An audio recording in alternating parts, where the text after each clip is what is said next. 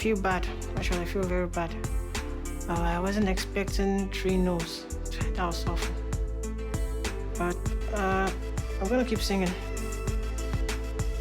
Well, sadly, David's secret weapon was not as explosive as he had hoped.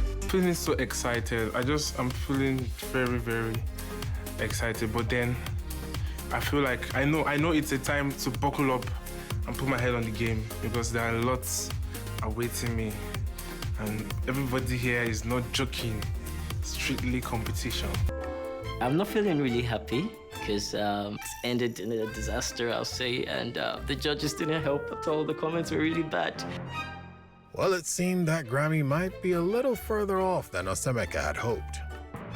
But everyone deserves their own dream to hold on to. I'm having mixed feelings because, you know, as you go to the next stage, you're going to definitely see obstacles, which should make you stronger and more serious with whatever you're doing. So I need to put more energy, you know, encourage, power should be invited in me.